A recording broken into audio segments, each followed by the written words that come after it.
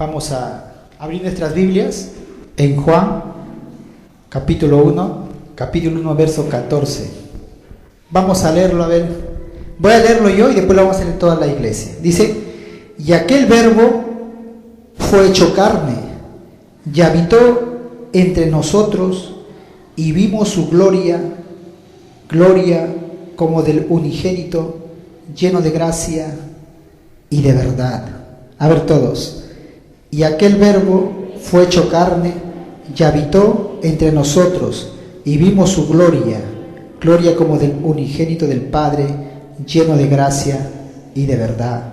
Y Mateo 1:23 dice: he aquí, una virgen concebirá y dará a luz un hijo, y llamará su nombre, ¿cómo se llama? Emmanuel, que traducido es Dios con nosotros. Gloria a Dios. Hasta ahí hay una iglesia con este nombre, ¿no?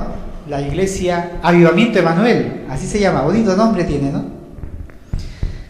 Y yo tenía un tío que decía: hoy estoy medio apagado, y había unas cuadras una iglesia que se llamaba Avivamiento. Me voy allá, decía, para avivarme, y después vengo, decía. Pues en esta noche yo quiero hablar acerca de este verso que tiene relación con lo que hemos leído en el primero. Y aquí dice que una virgen concebirá y dará a luz un hijo, y llamará su nombre Emmanuel, que traducido es Dios con nosotros. ¿Cuántos de nosotros sabemos que Dios, hay mucha inestabilidad en el mundo? Ahora la gente se deprime, la gente anda media triste, y la gente cuando no tiene trabajo está triste, está deprimida. Cuando tiene trabajo está estresada, está triste, mucho trabajo. Tienen trabajo, tienen todo y no tienen salud. Tienen salud, tienen todo, pero no tienen su casa, no tienen su carro, no tienen muebles, y siempre están pensando, no estamos contentos con lo que tenemos, amén. Y yo creo que como hijos de Dios no lleguemos al conformismo, pero tampoco llevemos al motivo de llevarnos que ¿por qué no tengo esto? Y eso nos trae tristeza, aflicción, amén. Sino que lo que nos da Dios en el presente es: gracias, Señor, con lo que tú me has dado. Más adelante Dios nos va a ir dando poco a poco si tenemos un espíritu de contentamiento. Y el contentamiento es muy diferente al conformismo. Son cosas diferentes. Hay mucha gente que dice: bueno, yo no voy a poner algo, un negocio, porque me puede ir mal. Me contento, es mejor, no tengo trabajo, no gano mucho, dice, pero lo que tienes, ahí dice, ahí mejor tener poquito, que no sabemos si te va a ir bien o mal. Así que ahí nada más estar contento. Y hay mucha gente que se dedican a cosas que no están felices en su trabajo, con lo que hacen, no son felices. Y siempre hay ese descontento. Hay mucha gente que está pasando momentos muy difíciles también. La economía, la salud. Algunos, por ejemplo, dicen: ya tengo mucha edad y no he logrado mis metas, mis sueños. Muchos dicen que si no logras hasta los 40 años lo que te has propuesto, ya es muy difícil para que lo logres. Es lo que dice el mundo. Y así estamos tristes. Otros están tristes porque dicen: llego a viejos, ya no tengo, ¿quién me va a cuidar?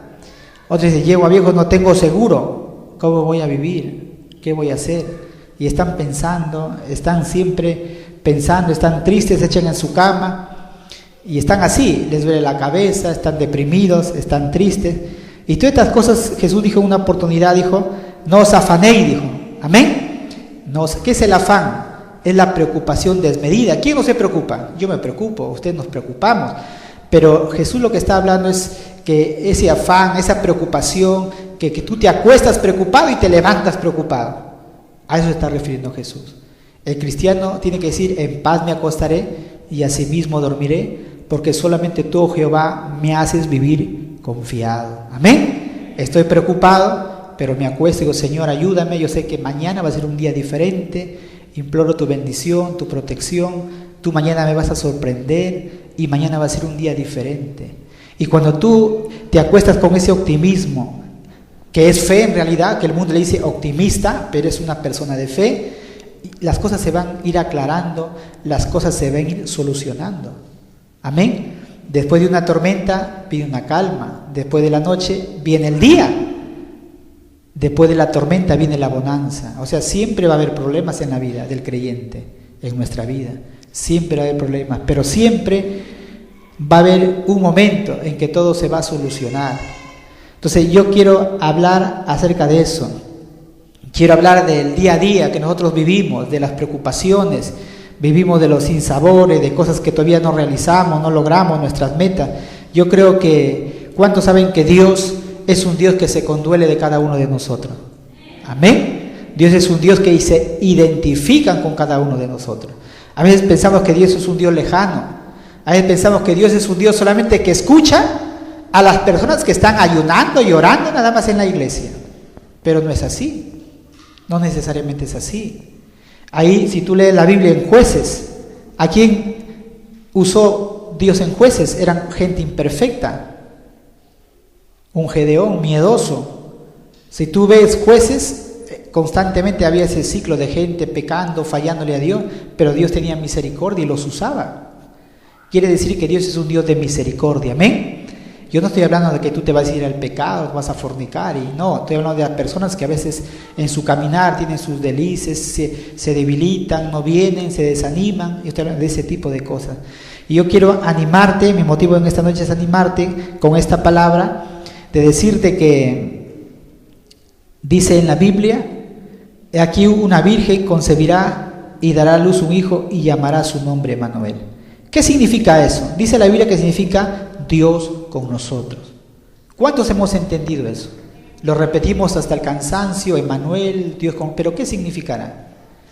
Es cuando se muere un ser querido, una persona que amamos, un amigo, se le murió su familiar y nosotros vamos a ese velorio y nos acercamos y decimos, ¿sabes qué? Estoy en tu dolor, estoy contigo, tu dolor es el mío.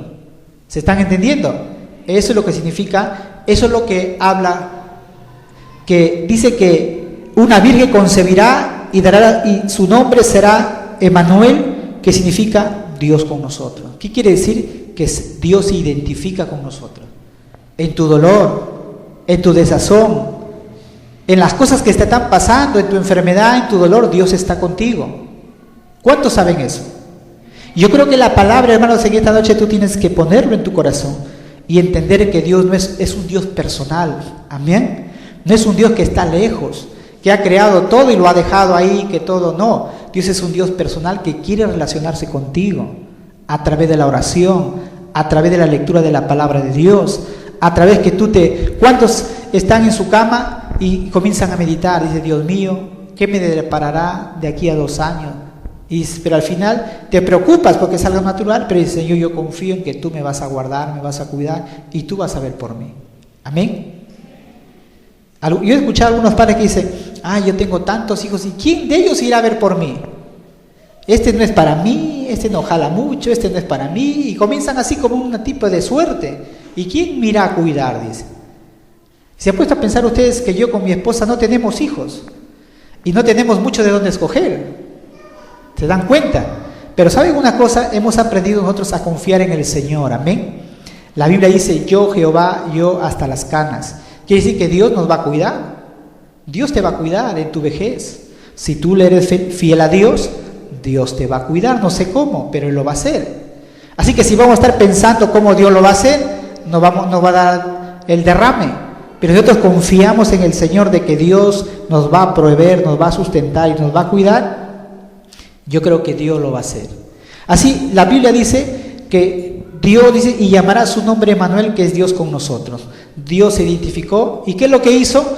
Bajó a la arena, a nuestra arena de nosotros, a la tierra, se identificó con nuestro dolor. Y es por eso que Él vino, y ahí en la cruz del Calvario, Él tomó nuestro lugar. Y esa es la prueba más grande para nosotros, la seguridad de que Jesús tomó nuestro lugar y que Él dio su vida por cada uno de nosotros. Ese es el Evangelio, está resumido ahí. Amén. Que Cristo se identificó con cada uno en nuestro dolor.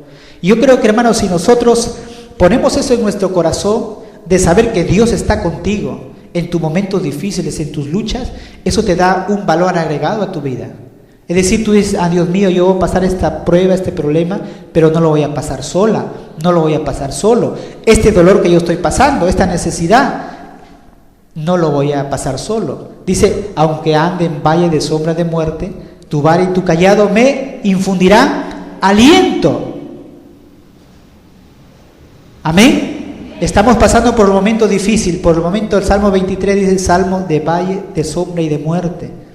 Ahí está describiendo una situación difícil, tal vez enfermo, David, o momentos difíciles que le tocó vivir. Cada salmo que le escribió fueron de experiencias de su vida.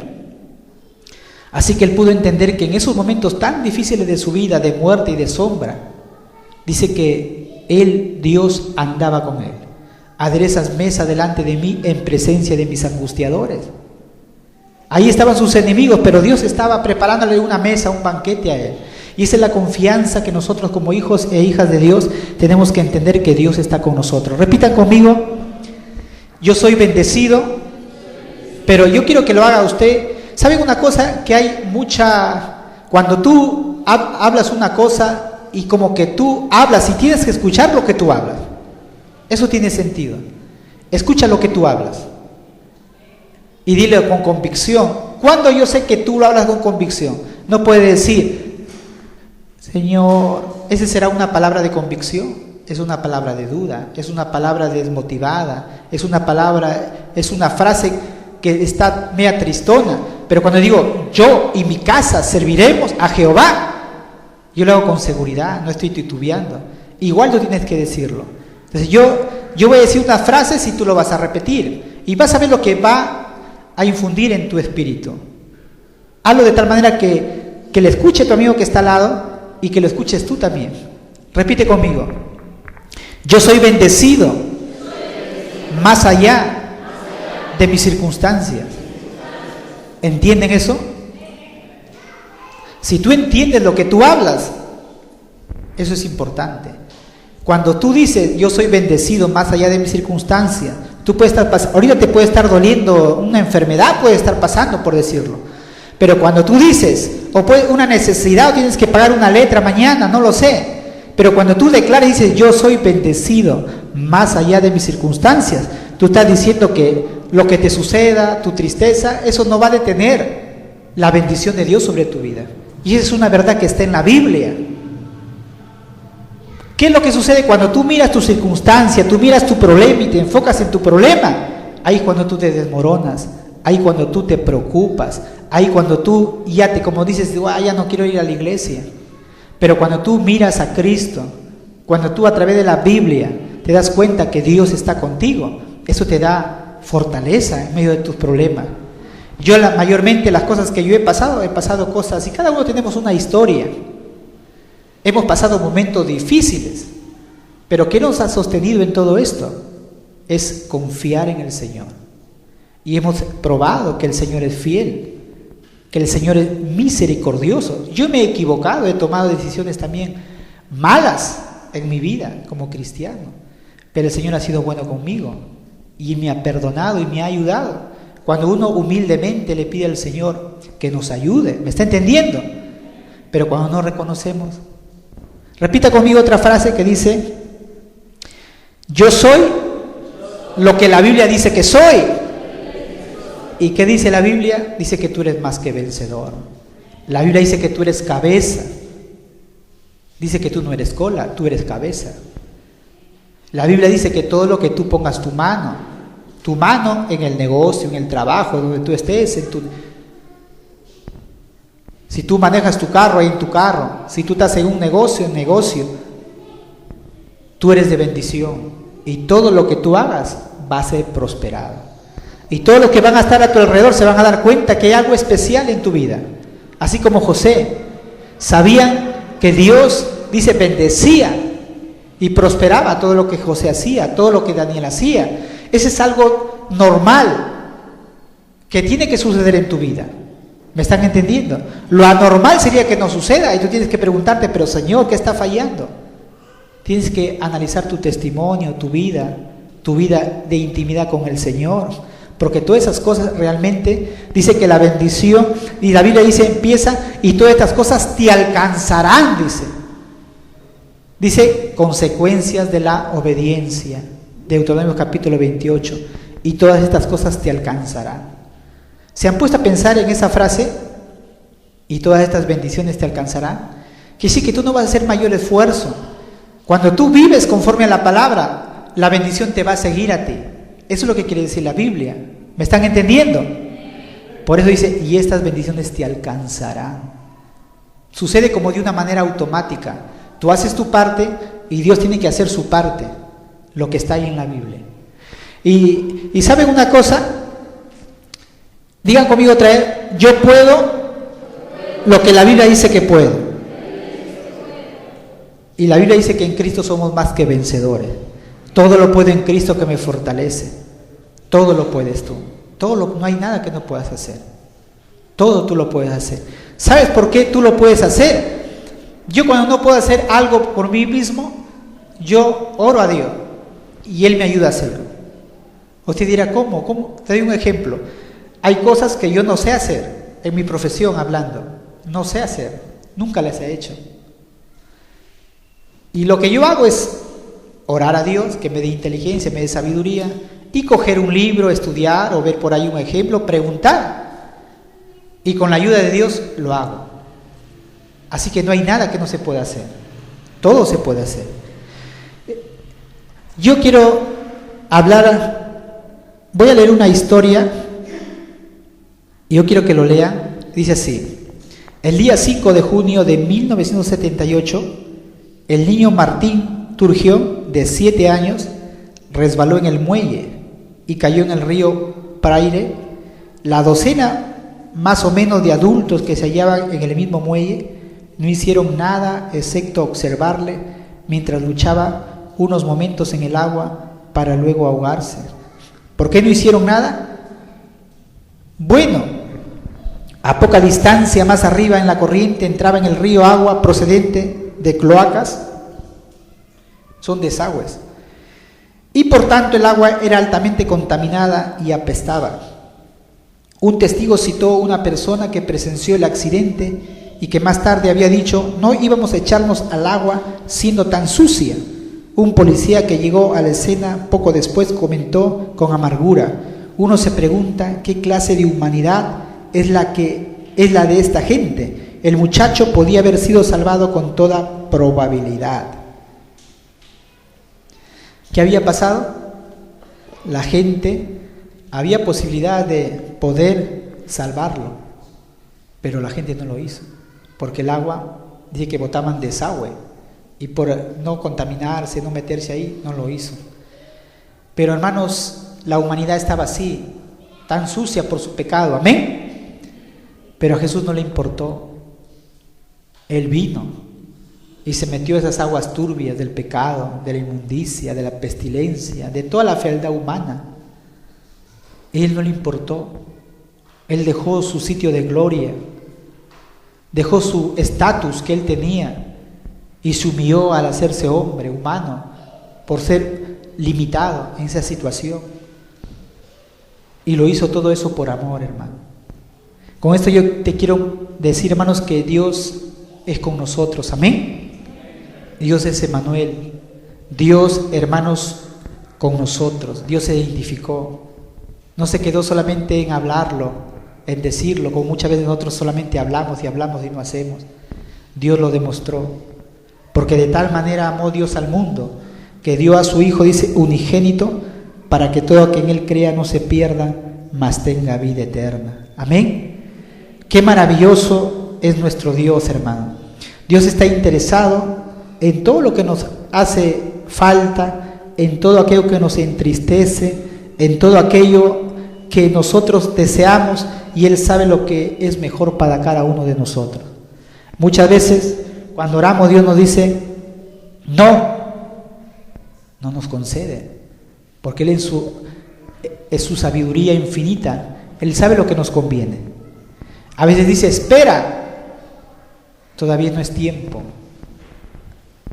A veces nos dice ya y nos los da. Esas son 3 clases en la oración que siempre tenemos que entender. Entonces yo quiero hablar con esa ilustración que he empezado, que Dios es tan interesado en nosotros, y quiero narrarles brevemente la historia de una mujer, y está en Samuel, capítulo 1. Yo lo voy a leer por el tiempo, pero yo quiero, ¿por qué este caso? Porque así como Dios está interesado, hermanos, y ha estado en el pasado, como lo hizo con esta mujer en el Antiguo Testamento hace muchos años atrás, hace más de 2000 años atrás, Él sigue interesado en cada uno de nosotros, en nuestros problemas. ¿Y cuál era el problema de esta mujer? Miren, vamos a leerlo. Dice que el libro de Samuel no lo escribió Samuel, aunque dice, no, pero ahí está Samuel, sino que lleva el nombre de Samuel porque casi la totalidad de estos capítulos habla de Samuel, así que le pusieron el libro de Samuel, habla de su vida, pero muchos creen que a lo menos él escribió parte del libro, eso estamos seguros, porque también habla de la muerte de Samuel, y él no puede escribirse a sí mismo estando muerto. Así que dice que ahí en Crónicas dice que el vidente Gad escribió parte también de este libro. ¿Lo escribió todo o parte? Bueno, eso es para allá como cultura, ¿no? Otra cosa, tenemos que entender que este libro de Samuel es importante. Yo quiero que nos pongamos a meditar, yo quiero llevarlos a pensar un poco acerca, hermanos, que cómo es Dios, cómo es la mente de Dios. Pablo decía de una oportunidad, Señor, cuán insondables son tus pensamientos. Y cuando uno se pone a pensar en Romanos, cuando dice, Señor, cuán inescrutables son tus juicios. O sea, Dios es un Dios justo. Pero a veces hay cosas que a veces nosotros no lo entendemos. Por ejemplo, ¿qué cosas no podemos entender? No podemos entender que hay cristianos que aman a Dios y a ciertos cristianos que Dios los sana. Y a otros cristianos demora en sanarlos y a otros sencillamente no los sanan. ¿Quién lo puede entender? ¿Me están entendiendo? Es que podemos entender que Dios, su mente, sus pensamientos, dice así como el cielo está alejado de la tierra, hablando de distancia, dice que los pensamientos de Dios son insondables, no se pueden entender. Pero lo que sí entendemos es que todo lo que Dios obra para nosotros, hermanos, tenemos que tenerlo bien claro, es para nuestro bien. Dios siempre quiere para nosotros el bien. Y en Jeremías 29:11, ahí dice bien claro, dice, porque yo sé los pensamientos que tengo acerca de vosotros, dice Jehová. ¿Qué dice? ¿Pensamientos de qué? De paz y no de mal, para daros el fin que esperáis. Hermanos, ¿cuáles son los pensamientos que tiene Dios acerca de tu persona? De paz. ¿De qué más? De bien. Pero te lo va a dar a su tiempo. Qué bueno es saber eso. Y dice la Biblia que hubo un varón en Ramataí de Sofí, del monte de Efraín, que se llamaba Elcana, hijo de Jeroam, hijo de Eliú. Y en el verso 2 dice, y él tenía 2 mujeres. Y el nombre de una, mire, se llama justo como mi esposa, era Ana, y el de otra Penina, y Penina tenía hijos, mas Ana no los tenía. Dice que ya en el pasado, hermanos, había, de esta mujer, tenía un problema. Pero yo quisiera llevarnos a pensar que Dios tenía un plan con esta mujer. En otras palabras, cada vez que tú estás pasando un momento de dificultad, un momento que tú no entiendes, un momento, yo creo, difícil, muy difícil. Yo al menos así lo creo, por la palabra, por el testimonio de la Biblia. Cuando, por ejemplo, tú tienes, por ejemplo, yo tengo 5 hermanas, yo soy el único hombre, somos 6 en total. Pero yo vine producto de una oración. O sea, muchos días mujercitas venían. Yo no estoy diciendo que sean malas las mujeres. Como ya había muchas mujeres, mi mamá quería tener un hijo hombre. Así que mi mamá tuvo que orar. Y Dios le contestó y nací yo. Así que fui producto de una oración. ¿Qué te quiero decir? Que los hijos que demoran en venir, o los hijos que han sido producto de lágrimas, de llanto, es cuando Dios tiene propósito sobre esas personas. Ejemplo de Abraham, su hijo no fue fácil que viniera, ¿Quién más? O sea, en la Biblia hay bastantes ejemplos, tenemos de esta mujer, pero Dios se vale de todo, o sea, Dios no desperdicia ni una lágrima tuya, ni un dolor tuyo, nada desperdicia. Dice la Biblia en Romanos 8:28 que todos los que aman a Dios, todas las cosas nos ayudan para nuestro bien. Si tú amas a Dios, todas las cosas que te parecen feas, Dios lo va a usar para su gloria y lo va a usar para que tú puedas madurar y crecer y entender que en realidad los propósitos de Dios son maravillosos. Dios tenía un propósito con esta mujer. En aquel tiempo el pueblo de Israel pedía un rey. ¿Cómo era el gobierno de Israel? Era un gobierno teocrático, es decir, Dios gobernaba Israel, pero a través de los sacerdotes. Era el gobierno teocrático, Dios gobernando a su pueblo a través de los sacerdotes. ¿Y qué es lo que sucede? El pueblo comenzó a pedir un rey humano. Y en ese tiempo había una mujer que lloraba y pedía un hijo. Miren, qué cosa, ¿no? El pueblo pidiendo un rey y una mujer pidiendo un hijo. ¿Y qué es lo que sucedía? Dice que este hombre tenía 2 mujeres. Usted dirá, pero pastor, entonces, algunos dirán acá, los jóvenes, pastor, entonces yo puedo tener 2 mujeres. No, en aquel tiempo no es que Dios estaba probando que el hombre tuviera más de una mujer. ¿Por qué? Porque más adelante vamos a ver las consecuencias y los problemas que acarreó el tener 2 mujeres. No era el propósito de Dios que el hombre tuviera más de una mujer. ¿Pero por qué está en la Biblia? Está en la Biblia porque está narrando la situación en la familia de Samuel. Y ahí está. ¿Se han dado cuenta que en la Biblia ponen los defectos y todas las imperfecciones de la gente? Dios no oculta nada, ahí está narrando para que sirva como ejemplo para nosotros. Por eso está ahí. Y dice, y todos los años aquel varón subía a su ciudad para adorar y para ofrecer sacrificios a Jehová de los ejércitos, donde estaban 2 hijos de Eli, Ofni y Fines, sacerdotes de Jehová. Si usted se da cuenta, yo me pongo a pedir, pero ¿por qué, si está narrando el nacimiento de Samuel, por qué Dios permitió que en ese verso 3 hablara específicamente de Eli, de sus 3 hijos? Y esos hijos eran perversos, no eran buenos sacerdotes. Bueno, ahí está, dice verso 4, y cuando llegaba el día en que Elcana ofrecía sacrificio, daba a Penina a su mujer, a todos sus hijos y a todas sus hijas, a cada uno su parte.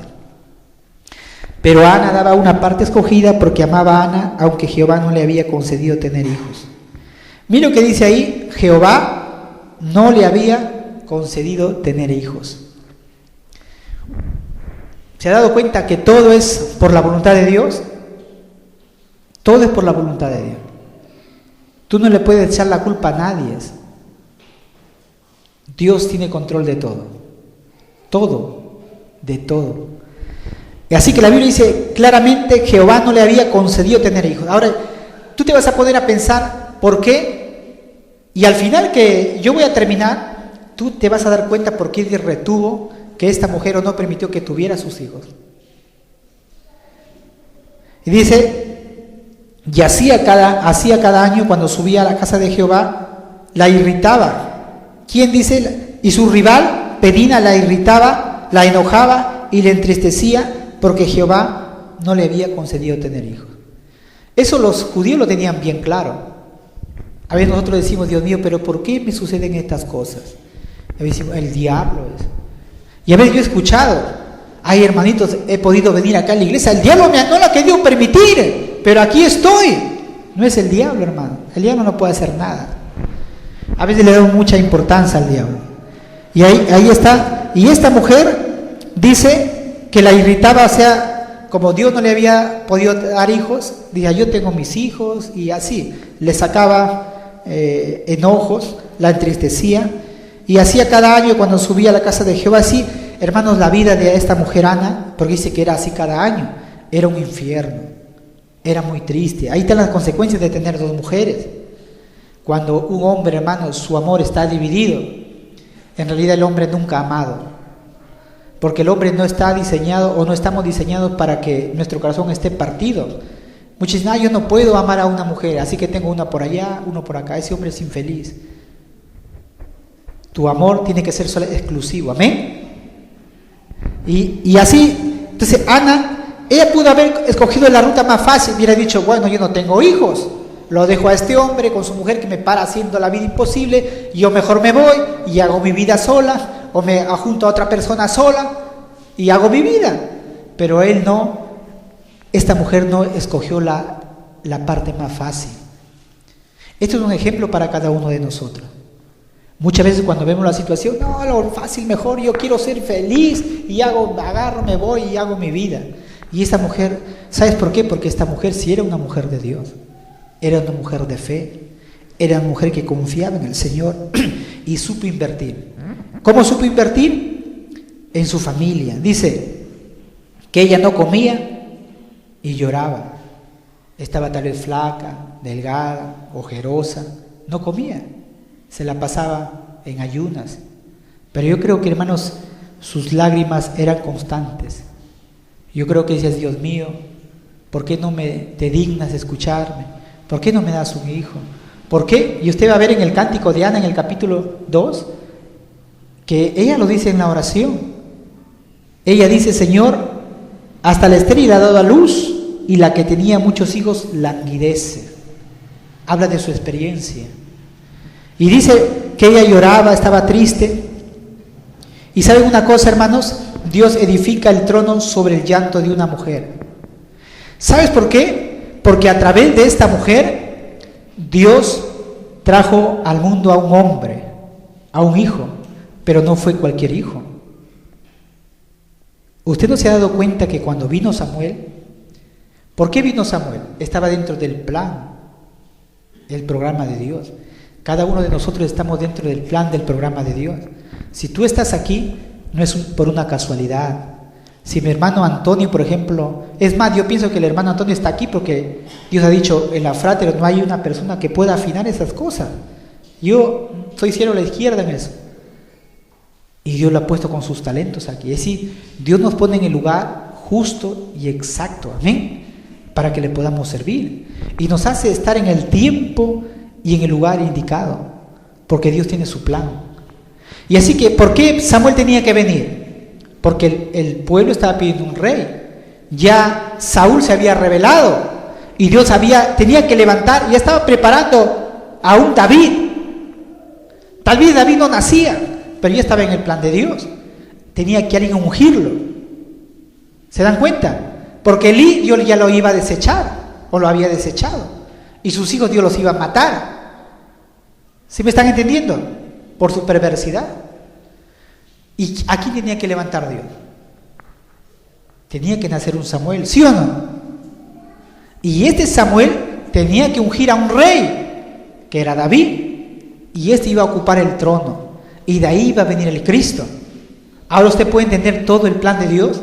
Ahora usted puede entender por qué Ana lloraba, gemía y todo. No lo entendía. Pero Dios se quería glorificar en esta mujer. Y esta mujer no era cualquier mujer. Mira lo que dice la Biblia. Y se levantó Ana después que hubo comido, y el Cana, su marido, le decía, Ana, ¿por qué lloras? ¿Por qué no comes? Yo así le digo a mi esposa, porque estás afligido tu corazón. ¿Note yo soy mejor que 10 hijos? Dice, y se levantó Ana después que hubo comido y bebido en Silo, y mientras el sacerdote Elí estaba sentado en una silla junto a un pilar del templo de Jehová, dice, ella con amargura del alma oró a Jehová y lloró abundantemente. Hermanos, tus lágrimas, Dios los está viendo, Dios los está observando. Muchas veces nosotros, y la mujer juega un papel muy importante en la conversión de su familia, de su hogar, de sus hijos. Yo creo que yo soy fruto de la oración de mi madre. ¿Se dan cuenta? ¿Y cuántos de nosotros somos fruto de la oración de una madre que ha orado por nosotros y estamos aquí en la iglesia? Tal vez Enrique, su mamá, la hermana Otilia, estuvo orando. Y ahí está Enrique sirviéndole al Señor. Ahí estamos, fruto por la oración de una madre. Porque cuando una madre empieza a orar, el corazón de una madre es más sensible. Dice que ella comenzó a llorar, oró a Jehová con amargura del alma. ¿Qué es estar amarga tu alma? Es decir, esta mujer tenía tanto en su corazón que llegó un momento que ya no podía contener todo su dolor y lo descargó. Y lo llevó en oración a Dios y lloró abundantemente. Cada uno de nosotros, hermanos, cuando estemos pasando momentos muy difíciles, tenemos que llevarlo en oración al Señor. Amén. Tenemos que postrarnos, tenemos que reclamarle al Señor sus promesas y el Señor te va a escuchar. Ahí está el ejemplo para las mujeres de esta mujer. Dice, hizo voto diciendo: Jehová de los ejércitos, si te dignares de mí y no te olvidares de tu sierva, sino que dieres a tu sierva un hijo varón. Mira, le pidió todavía, ¿qué iba a hacer? Quería hombre. Yo quiero hombre, le dijo. Pero hizo dos cosas, le prometió dos cosas a Dios. En primer lugar le dijo: yo quiero un hijo que sea hombre y yo lo voy a hacer sacerdote. Y yo lo dedicaré a Jehová todos los días de su vida y no pasará navaja sobre su cabeza. Un nazareo. Hizo un voto para que este niño que iba a nacer iba a ser varón, iba a servirle a Dios. Hizo dos promesas. Pero ¿qué le dijo? Señor, si tú me dieres y te acordares de mí y no te olvidares de tu... Ese es el voto que, ¿se acuerdan? ¿Cuántos han hecho su voto? ¿Y cuántos lo han hecho creyendo en el Señor? Así que cuando tú haces un voto es cuando tú dices: Señor, tú dame para ayudarte. Dame trabajo, dame lo imposible y Dios lo va a hacer posible. La fe mira lo invisible, hermano. Amén. Lo que no es. Y hermano, a través de la fe, lo invisible se hace visible. Y eso es lo que hizo esta mujer, hermano. Si tú te vas al médico y si el médico te dice: tú eres estéril, toda mujer sabe que si alguien lo detecta que es estéril, es imposible tener un hijo. No. Hermanos, pero para Dios no hay nada imposible. Para lo que el hombre es imposible, para Dios todo es posible. ¿Cuánto le creen a Dios? Y yo te hago una pregunta. Si Dios, ¿cuántos creen que si ahorita viene alguien y nos agarra una metralla y nos mata a todos? Levante su mano con convicción. ¿Cuántos irían al cielo? ¿Cuántos, si en esta noche parten con el Señor, estiran la pata, se van al cielo? Hoy algunos están dudando. Se van a quedar algunos. Hermanos, yo te hago otra pregunta. Si tú crees, tienes fe para salvación, ¿cuánto más, hermanos? ¿Por qué no tienes fe para tu sanidad? ¿Por qué no puedes tener fe para que Dios te pueda dar un hijo? ¿Qué es más? ¿Tu salvación por toda la eternidad o un milagro de un hijo o un milagro de tu sanidad? ¿Se dan cuenta? A veces nosotros desproporcionamos las cosas y a veces miramos las cosas que para Dios dirá: uy, ¿por qué se hacen tantos problemas? Pero nosotros tenemos que acordarnos que esta mujer que era estéril le pidió a Dios un hijo. Y dice, hermanos, en el verso 12, mientras ella oraba largamente delante de Jehová, dice que Elí estaba observando la boca de ella. Pero Ana hablaba en su corazón. Así que la oración, clama, dice, voz en cuello, está bien, es un tipo de oración, pero también puedes orar en tu corazón. Dios escucha, Dios lee los pensamientos. Dice que Ana hablaba en su corazón y solamente se movían sus labios y su voz no se oía, y Elí lo tuvo por borracha. A mí me da a entender una cosa, que Elí, yo creo que tenía la costumbre de ver borrachos en el templo. Otra cosa es que él no tenía discernimiento. Y dice, entonces le dijo Elí: ¿hasta cuándo estarás ebria? Digiere tu vino. Y Ana le respondió diciendo: no, Señor mío, yo soy una mujer atribulada de espíritu, no he bebido vino ni sidra, sino que he derramado mi alma delante de Jehová. ¿Qué es derramar el alma delante de Jehová? Derramar es vaciarte. Hay mucha gente, hermanos, que están con sus problemas, sus luchas, sus heridas, sus rencores. A veces no puedes orar por otra persona porque todavía tu corazón está ahí. No, ¿por qué puede esta? No. Como hablé el domingo pasado. Pero hermano, tú tienes que sacar todo eso. Hermanos, cuando tú sacas todo eso delante del Señor, el Señor te va a sanar. El Señor va a sanar tu corazón. Y dice que no tengas a tu sierva por una mujer impía, porque por la magnitud de mis congojas y de mi aflicción he hablado hasta ahora. ¿Se dan cuenta? Ya tenía por tanto tiempo, años, hermano, su corazón ahí. Y hay mucha gente que no recibe nada de Dios, hermano, porque todavía tiene su resentimiento contra las peninas que se levantan. ¿Cuántas peninas tendrás tú? Los hombres tendrán sus peninos o sus pininos. Entonces, esos son hermanos que Dios levanta a veces para que te estén inconando, para que te hagan llorar, para que te hagan amargar. Pero como tú, como hija de Dios, como hijo de Dios, tienes que pensar, hermanos, que no tienes que guardar resentimiento, no tienes que guardar si alguien te hizo daño. Saca eso, derrama tu corazón delante de Dios y que te dé el valor y la fuerza para perdonar. Yo como pastor también he tenido a veces luchas, tengo de gente que, así uno dice vulgarmente, nos cabecean en los trabajos, no nos pagan. Y a veces el corazón se quiere llenar de resentimiento, ya lo voy a denunciar, lo voy a hacer que me pague. Pero uno se pone a reflexionar, Dios mío. Y uno lo que tiene que hacer es ponerse tranquilo, orar, Dios mío, ¿qué vamos a hacer? Mientras estamos en esta tierra, nos van a traicionar, nos van a pagar mal, todas esas cosas, ¿o no? Y tenemos que calmarnos, hermanos, y solamente pedirle a Dios que nos dé fuerza para poder perdonar, para poder, cuando tú has perdonado, tú tienes que orar por esa persona. Cuando tú puedes orar por esa persona es que realmente le has perdonado. Pero cuando no puedes orar por esa, es que todavía hay algo en tu corazón. Y por eso que Ana le dijo, sino que hasta aquí por la magnitud de mis congojas y de mi aflicción he hablado hasta ahora. Ella sacó todo lo que tenía. Yo creo que se reconcilió con el Señor. Perdóname, Señor, saco todo y hazme el milagro. Dice que Elí le respondió y le dijo, ve en paz y el Dios de Israel te otorgue la petición que le has hecho. Qué bonita de este hombre, hermano. Este hombre no gobernaba bien su casa. Y usted dirá, pero si Elí era un mal padre, consentía a sus hijos, porque si uno como pastor ve que sus hijos no están, uno los saca del ministerio, ¿no? Los disciplina afuera. Pero ese hombre no hizo eso. Pero ¿saben por qué, hermano? Porque hay una cosa muy importante, hermano, dentro de la Biblia. Dios no se mueve por emoción. Dios no se mueve por parentescos. Dios no se mueve porque tal persona me cae bien. No, porque tal persona es mi familia. No, porque es mi hermana, mi abuelita, mi mamá, mi papá.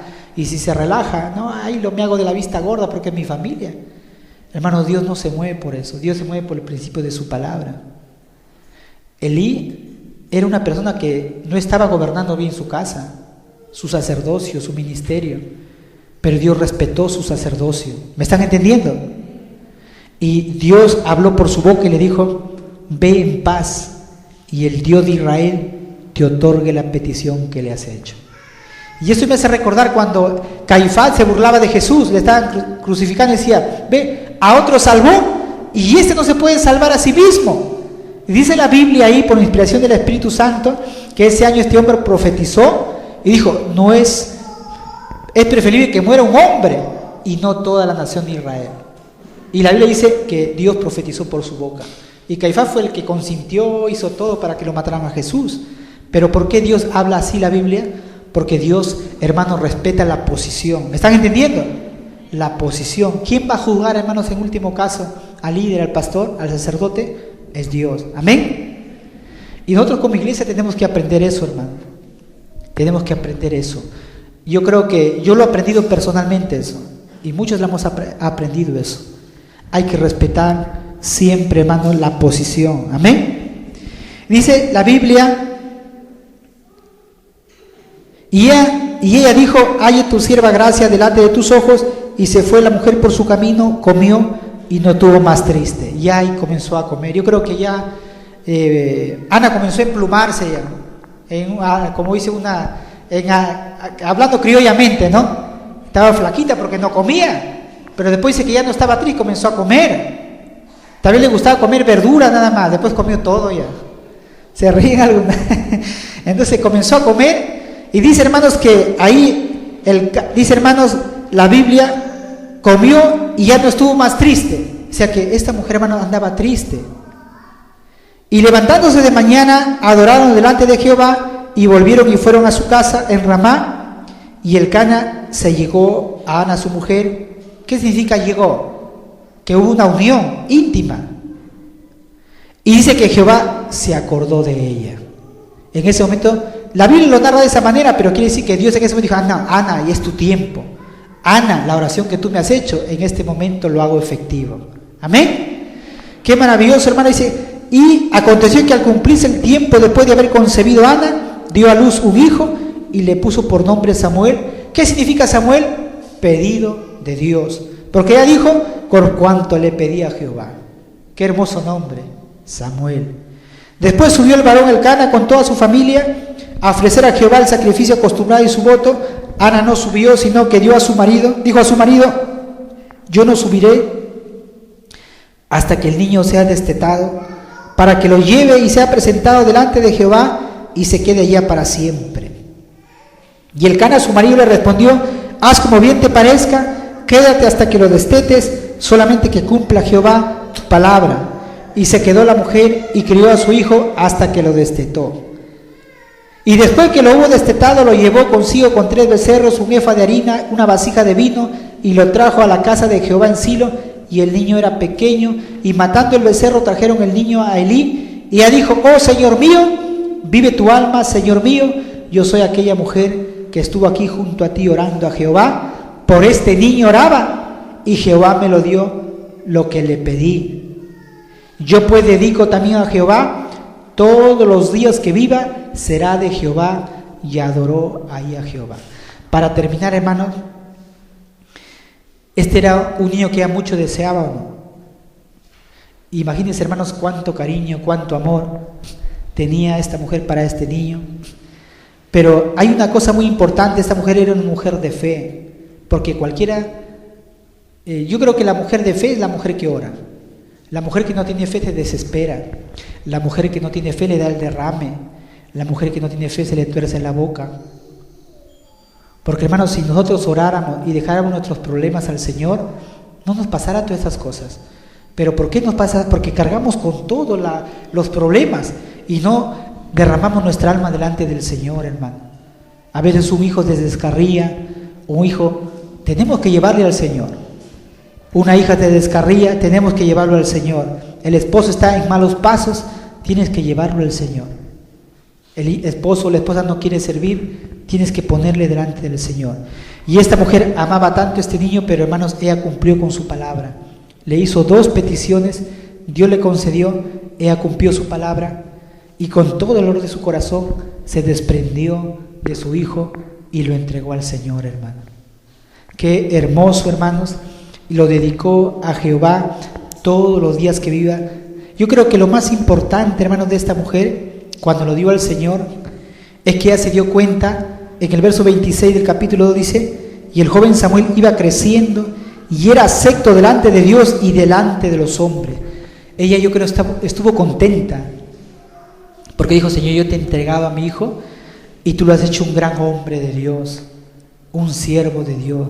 Yo creo que la mayor alegría para una mujer, para unos padres, hermanos piadosos, es que su hijo o su hija sea una mujer de Dios, sea un hombre de Dios. Eso es lo más, creo que puede alegrar el corazón de cualquier padre. Amén. Es que ese hombre y esa mujer le sirvan a Dios y sean fieles en servirle al Señor. Pero ¿sabes una cosa, hermano? Ahí no queda la cosa. Dice, hermanos, que Dios le dio a esta mujer, dice que le dio más hijos. Por ese hijo Samuel, Dios le dio más hijos, hermano. Entonces dice, el verso 21 del capítulo dice, y visitó Jehová a Ana, y ella concibió y dio a luz 3 hijos y 2 hijas. ¿Cuántos hijos en total? 5. Tuvo 3 hijos hombres y 2 hijos mujeres, y con Samuel eran 6 hijos. ¿Cuántos hijos le dio al Señor? Le entregó un hito. ¿Cuántos Dios le dio? 5 hijos. Fue una buena inversión, ¿no? Yo creo que Penina se quedó corta. Ella tuvo más hijos, le sacaba cachitas. Y con 5 hijos, increíble, digo, es una máquina. Pero hermanos, Dios es un Dios fiel, hermanos. Dios, cuando tú lo entregas, hermano, lo más valioso, lo más precioso que tú puedes tener en tu vida, lo que tu corazón más pueda, hermanos, tener como valioso, Dios te lo va a añadir, amén. te lo va a multiplicar. Si tú le entregas un sentimiento que para Dios no le trae gloria, Dios te va a dar a su debido tiempo un hombre, si tú eres mujer, que te ame y te respete y sirvan a Dios. Amén. Si tú eres hombre y todavía no te casas, Dios te va a dar una buena mujer. Amén.